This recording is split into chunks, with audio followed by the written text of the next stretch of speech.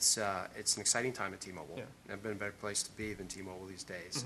We just recently launched 14 additional 4G markets under the HSPA Plus 21. Yep.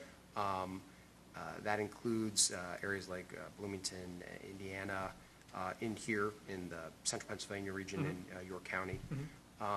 That brings us up to a total of 184 metro areas that we cover, and we are over 200 million pops. That was correct. Okay. As far as the 42 overlay, the new high-speed network, we now are approaching 55 markets and approximately 150 million pops. We should achieve that number by the next 30 days or so. It has been a flurry of activity, having previously served in a role where I oversaw the engineering and ops here in the Northeast, intimately familiar with the efforts of our construction folks and our site development folks. They have done a tremendous job in a very short period of time. And as far as the challenges that we face, specifically challenges here for this local audience, I would tell you that it has become increasingly more difficult to site here in the Northeast, specifically here in the Philly area. The challenges are there's a multitude.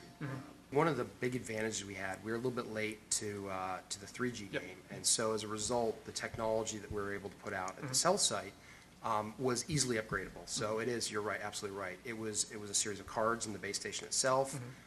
There were some antenna upgrades that occurred, some new radios that were inserted that supported HSPA plus, and as a result, again, it was a fairly quick deployment from that perspective. More time has been spent on the optimization. So to really get that peak speed for the customers at the the cell edge, really took some great engineering work on behalf of our RF engineers. So overall, it has also provided a great upgrade path as we go to 42, and then eventually as we look to higher speeds. Again, this is primarily just card swaps and radio upgrades in the base stations. The one other thing that's very significant that I think I should mention is that we have been incredibly aggressive over the last 18 months in deploying fiber to the cabinet. So it's one thing to have the infrastructure in place that provides the high speed between the base station and the mobile phone or mobile broadband device.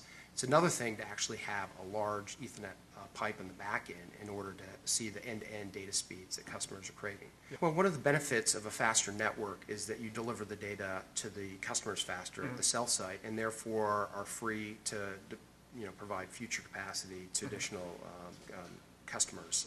The consistency of the experience with 42 specifically is a much better experience overall. Even if you look back to 4G and 3G capable devices, they're seeing faster overall speeds as a result of additional capacity, both the backhaul and the radio capacity.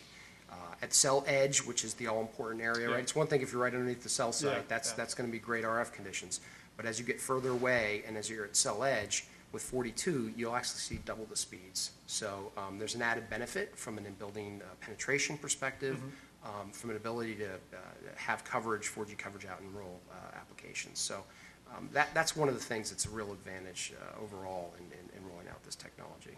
One of the things that we learned in some of the consumer insights was that many customers were very, very frustrated, particularly if they just were dabbling in data and were going with very small buckets, and then found that they had reached the limit. They were either completely cut off altogether, or they triggered enormous overcharges, which really made those customers irritated and considering churning service.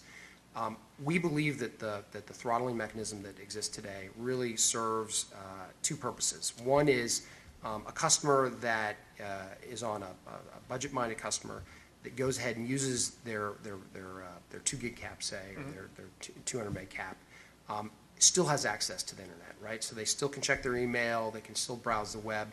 They won't get the lightning fast speeds of the 4G network, but they're still able to utilize our service. It also provides them with the opportunity to be upsold. So if they believe that they'll be using and can afford a larger bucket of data over time, they have that ability real time to go back and to upgrade their service to take advantage of that